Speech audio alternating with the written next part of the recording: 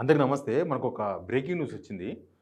Jagtial Congress senior leader, మాజీ MLC Jeevan Reddy గారు పార్టీకి రాజీనామా చేస్తున్నారంట కాంగ్రెస్ పార్టీకి. ఆయన ఏ పార్టీలో చేరుతారో తెలవదు. కొందరేమో బీఆర్ఎస్ అంటున్నారు. కొందరేమో కేటీఆర్‌ని ఆల్రెడీ కలిసిండు, మీటింగ్ అయిందని చెప్తున్నారు. మనమైతే జీవన్ రెడ్డి సార్‌తో ఫోన్‌లో మాట్లాడదాం.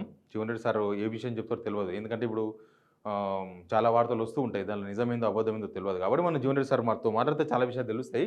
బట్ కొన్ని రోజుల నుంచి జగిత్యాలలో జరుగుతున్న పరిణామాలైతే జీవన్ రెడ్డి గారిని చాలా ఇబ్బందికి గురి చేసినాయి. కాంగ్రెస్ పార్టీ ఎందుకు అట్లా ఒక సీనియర్‌ను వద్దనుకున్నదో అర్థం కాలేదు. ఎవ్వరు కాంగ్రెస్ పార్టీలో ఏమైందంటే ఒకప్పుడు యూనిటీ ఉండేది. అంటే ఎవరికైనా ఒక ఇబ్బందయితే కనీసం ఆయన తరపున ఇంకా పార్టీలో ఉండే సీనియర్‌లో వాళ్ళో వీళ్ళో పోయి మాట్లాడి బుజ్జగించి అది ఉండేది.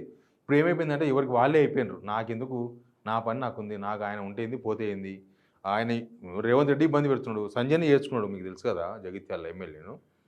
చేసుకున్న తర్వాత ఇవన్నీ జరిగినాయి. ఫస్ట్ మనం జీవన్ రెడ్డి గారితో ఫోన్‌లో మాట్లాడదాం.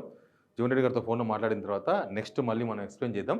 అంతకన్నా ముందు సబ్స్క్రైబ్ చేయండి. వీడియో షేర్ కూడా చేయండి. కాంగ్రెస్ పార్టీ ఆల్మోస్ట్ చాలా సంవత్సరాలు ఆయనొచ్చి ఫోన్‌లో అన్ని విషయాలు మాట్లాడదాం. అట్లాంటి అన్ని విషయాలు చెప్తాడు. నిజంగానే కేటీఆర్‌తో మీటింగ్ అయిందో లేదో కూడా అడుగుదాం ఆయననే. అంతకన్నా ముందైతే సబ్స్క్రైబ్ చేయండి. నేను అది రికార్డ్ చేస్తా. అంటే వీడియో రికార్డ్ చేస్తా. మీరు మీరు మీరు మొన్న చెప్పిండ్రు సార్ ఒక మాట. పార్టీ మారేందుకు పార్టీ మారేందుకని కాదు. ఏదో ఒక నిర్ణయం తీసుకోక తప్పదేమో అన్నట్టుగా మాట్లాడింది మీరు. పార్టీలో కొనసాగడం ఆలోచించిన పరిస్థితి ఏర్పడదని చెప్పన్నా నేను. అవును. అవును, కరెక్ట్ కదా. పార్టీలో కొనసాగడం ఆలోచించిన పరిస్థితి ఏర్పడ్డది. ఆలోచించుకుంటున్నా. ఎందుకు ఎందుకు ఏర్పడ్డది? అవన్నీ చెప్తా నిర్ణయం తీసుకున్నాక. ఎందుకు ఏర్పడిన పరిణామాలు గమనించలేదా మీరు? పరిణామాలు గమనించలేదా పార్టీలో? చూస్తున్నాము. మరిగా పార్టీలో జరుగుతున్న కొనసాగుతున్న పరిణామాలతో ఏదైతున్నదో కొనసాగడం ఆలోచించిన పరిస్థితి ఏర్పడ్డది. సార్ మీరు కాంగ్రెస్ పార్టీకి ఎప్పుడు వచ్చింది సార్?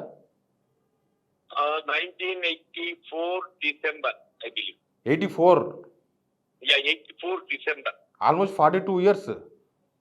Of course. సార్ 42 సంవత్సరాలు మీరు కాంగ్రెస్‌లో ఉన్నారు. ఇట్లాంటి సిట్యుయేషన్ కాంగ్రెస్‌లో ఎప్పుడైనా ఉంటది కదా కామన్‌గా. నాకు ఇటువంటి పరిస్థితిని ఊహించలేదు. ఓకే. ఇటువంటి పరిస్థితిని ఊహించలేదు అంటున్నా.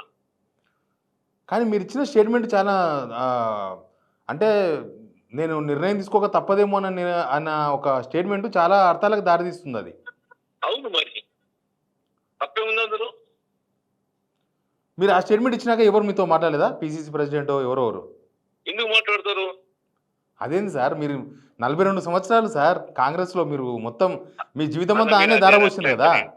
ఇప్పుడు నా పరిస్థితి వాళ్ళకి తెలుసు, వాళ్ళ పరిస్థితి నాకు తెలుసు. మీ పరిస్థితే వాళ్ళకి తెలుసు కదా! తెలుసు, వాళ్ళు తెలిసినాక ఎందుకు మాట్లాడతారు? అదేంది సార్ మనుషులు ఉంటారు, పోతారు. ఇయాల ముఖ్యమంత్రి ఉండొచ్చు, రేపు దిగిపోవచ్చు. ఇయాల ఎమ్మెల్యే అయినా రేపు ఓడిపోవచ్చు. ఏమైనా జరగవచ్చు. కానీ మీలాంటోళ్ళని కాపాడుకునే బాధ్యత ఉంటది కదా వాళ్ళకి. పిల్లర్స్ కదా మీరు. మరిద్దరం అనుకుంటే ఏమొస్తుంది? అంటే మీ కార్యకర్తలు ఏమైనా ప్రెషర్ పెడుతుంటారా సార్? అంటే జనరల్ అభిప్రాయం ఉన్నది. మీరు కూడా సర్వే చేపియండి. హ్మ్. Mentally I also will have some opinion. కార్యకర్త అభిప్రాయం ఉంటుంది, నా అభిప్రాయం కూడా ఉంటది కదా. నా వ్యక్తిగత అభిప్రాయాలు ఉన్నాయంటారా మీరు? ఖచ్చితంగా ఉంటుంది సార్. ఎందుకుంటో ప్రతి ఒక్కరికి ఉంటుంది అది. మరిగా కార్యకర్త అభిప్రాయాలు ఉంటాయి, వ్యక్తిగతంగా నా అభిప్రాయం కూడా ఉంటుంది. రాజకీయాలే ఒక గౌరవం కొరకు. ఎక్కడైతే నువ్వు గౌరవం పొందలేకపోతున్నావో సార్ అభిమానాన్ని చంపుకొని కొనసాగడం అవసరం అంటావా? 100% కాదు. అది ఆత్మగౌరవానికి మించింది రాజకీయమైనా కాదు, వ్యాపారమైనా కాదు, యుద్ధం కూడా కాదు. స్పెషల్లీ పాలిటిక్స్ అయితే కాదు కదా. 100% కాదు సార్. అంటే నేను కాంగ్రెస్ చూసిన సార్. నేను ఒక 10 సంవత్సరాలు కాంగ్రెస్ బీట్ చూసిన. గాంధీభవన్‌కి వచ్చేవాడిని. మీరు చాలా ఇంపార్టెంట్ లీడర్. గౌరవం కొరకు. అవును. నా దృష్టిలో రాజకీయం ఏదైతే ఉందో గౌరవం కొరకు. అవును. ఆ గౌరవం పొందలేనప్పుడు అంటే కాదు సార్, మీరు ఆ ఎమ్మెల్యేతో ఇమడలేకపోతున్నారా? లేకపోతే ఆ ఎమ్మెల్యేనే మిమ్మల్ని డామినేట్ చేసే పార్టీలో ఇవ్వలేకపోతున్నా. ఎమ్మెల్యే ఊరు ఎమ్మెల్యే, ఆయనతో నాకేం సంబంధం? పార్టీతో నాకు సంబంధం. కానీ కరెక్ట్. మీరు గాంధీభవన్‌కి రాక ఎన్ని రోజులైంది సార్? అన్నాడు వచ్చే కదా. అది the day when he came and reacted. 2 months అయిందో 1 month అవుతుందో. కానీ నిర్ణయం తీసుకునే టైం వచ్చింది అనుకుంటున్నా అంటే దాని అర్థం ఏంది సార్? చూద్దాం ఏంటో తెలుస్తుంది కదా, దాచిపెట్టేది కాదు కదా. అండ్ కొంతమంది బీఆర్ఎస్ పోతారని వేస్తున్నారు వార్త అప్పుడే. అరే ఒకటి నేను ఏ నిర్ణయం తీసుకుంటా అనేది కూడా దాచిపెట్టేది కాదు కదండి. ఏది ఎటు పోతా అనేది ఏ, ఇప్పుడే మేము గురించుకుంటే ఎట్లా పోవచ్చు, ఎట్లా పోవచ్చు. అదే ఖచ్చితంగా రాజకీయమే చేయాలి తప్పదు. ప్రజల కోణంలో చేయాల్సిందే కదా! సార్ ఎట్లా ఎట్లా ఉన్నాయి సార్ మీకు అంటే జానారెడ్డి లాంటి పెద్ద సీనియర్ లీడర్లు ఉన్నారు కదా సార్, మీరంతా ఒకటే కదా! వాళ్ళకి ఏది జానారెడ్డి లాంటి సీనియర్ లీడర్లు ఉన్నారు కదా, వాళ్ళతో చెప్పుకోలేకపోయిందా? తెలియదు, ఆయన ఎవరో నాకు తెలియదు. అంటే ఆయన పట్టించుకోలేని అర్థమవుతుంది. అరే నాకు అవసరం లేదు, ఆయన ఎవరే నాకు అర్థం కాదు. I'm much senior to him. Sir I'm much senior to him about whom you are talking. Yeah అర్థమైంది. ఇంకా సీనియర్ మీరు. డెఫినెట్లీ. ఢిల్లీకి చెప్పబోయినరా సార్? ఢిల్లీకి నేను నిన్నట్టు పోలేదు ఢిల్లీకి, పదవుల కోసం పోలేదు, నా సమస్యల కోసం. సార్ ఇంకా పరిస్థితులు సర్దుకోవని మీరు అనుకుంటున్నారా? అది సర్దుకునే అవకాశం ఉందో నేను అనుకుంటలేను. అట్లాంటి వాతావరణం కనబడతలేదు. మీరు మొన్న మున్సిపల్లో మార్గం కనపడటం లేదు సార్. మున్సిపల్లో వైస్ చైర్మన్ తీసుకున్నారు కదా మీ టీము. నాకు ఏమని అనలేదా నేను vice chairman. I fought only for the chairman. Okay I fought only for chairman. Okay chairman కోసం అడిగారు మీరు. No I did not neither ask nor proposed. Okay Jagtial రాజకీయాలు చాలా అదై మారబోతున్నాయి.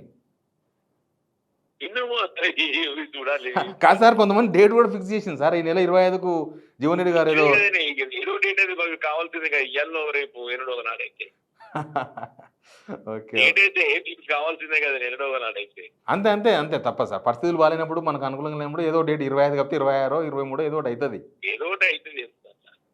కానీ భవిష్యత్తు కార్యాచరణ ప్రకటిస్తారా సార్? భవిష్యత్తు కార్యాచరణ ప్రకటిస్తారా? ఇది అంటే నాకు నేను నిర్ణయం చేసుకున్నప్పుడు నువ్వు అన్ని కోట్ల కదా క్రాస్ ఎగ్జామినేషన్ చేసినట్టు చేసిన ఎలిటిక్ చేస్తా అనుకుంటే. సారీ సార్, నేను మిమ్మల్ని అట్లా చేయలేను. ఎవరు కూడా చేయలేను బట్ చెయ్యను కూడా సార్. I don't want. నాకు వద్దు సార్ అట్లాంటిది. Thank you sir, thank you very much sir. ఓపెన్గానే మాట్లాడుతున్నాడు. ఆ డేట్ 25 లేకపోతే ఇవ్వాలన్నా రేపో, కానీ ఆల్మోస్ట్ ఆయన నిర్ణయం తీసుకున్నాడుగానే కనిపిస్తుంది. బీఆర్ఎస్ అని ఆయన డైరెక్ట్గా చెప్పలేకపోతున్నాడు. బట్ రాజకీయ నాయకుడు రాజకీయాలే చేస్తారు కదా. మీటింగ్ అయితే కూడా అయ్యి ఉండొచ్చు. కొన్ని రోజులకి వార్తలు వస్తున్నాయి బీఆర్ఎస్లోకి పోతున్నాడు జీవన్ రెడ్డి గారు అంటే. ఆయనకు అక్కడ ఏమైపోయిందంటే మెయిన్ ప్రాబ్లం ఏంటంటే 10 సంవత్సరాలు కాంగ్రెస్ ప్రతిపక్షం ఉన్నది కదా. జీవన్ రెడ్డి గారు కాంగ్రెస్లో ఉన్నారు. ఆయన ప్రతిపక్షంలో ఉండి అంటే కాంగ్రెస్లో ఉండి ఎమ్మెల్సీ అయ్యాడు వితౌట్ లీడర్ సపోర్ట్. ఆయన ఫేత్ మీద ఎమ్మెల్సీ అండి ఆయన.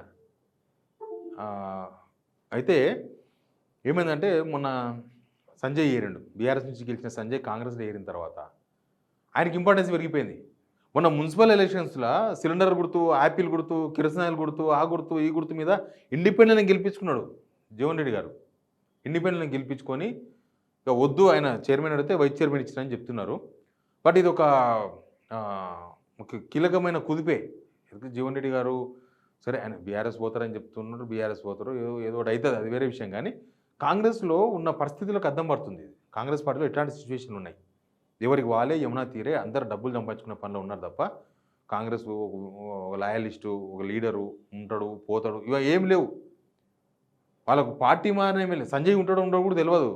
సంజయ్ ఏమున్నది, ఆయన ఇంకో పార్టీకి వెళ్ళి గెలిచి మీ పార్టీకి వచ్చినట్టే ఆయన ఏమన్నా నీతిమంతుడా, లేదా ఆయన ఏమైనా కాంగ్రెస్ కట్టు బానిసనా, లేకపోతే ఏమన్నా కాంగ్రెస్ పార్టీ భుజాల మీద మోసినోడా సంజయ్? కాంగ్రెస్ పార్టీ సిద్ధాంతాలతో వచ్చినోడా కాదు కదా. రేపు ఇంకో పార్టీ వస్తే ఇంకో పార్టీ పోతాడు, ఏముంటుంది, సింపుల్ కదా. బీఆర్ఎస్ను ఏనో ఉన్న పాలిటిక్స్ సంబంధం లేని సంజయ్ని పట్టుకొచ్చి, డాక్టర్ సంజయ్ గురించి మాట్లాడుతున్నాను, ఆయన పట్టుకొచ్చి రాజకీయాల్లో ఓన్మాలు నేర్పించి ఎమ్మెల్యే 2 సార్లు ఎమ్మెల్యే చేసిన బీఆర్ఎస్నే ఆయన కాదన్నాడు. మీరు ఏదో మీ అవకాశం కోసం చేర్చుకుంటే రేపు మీ అధికారం మనకు అని ఉంటాడా? ఆయన రాజకీయ జీవితం కూడా క్వశ్చన్ మార్కే. ఆయన పరిస్థితి ఏం బాగాలేదు జగిత్యాలలో. బట్ ఎనీవే ఏం జరుగుతుందో తెలియదు, కానీ ఇది ఒక మేజర్ డెవలప్మెంట్ పాలిటిక్స్లో. Please subscribe.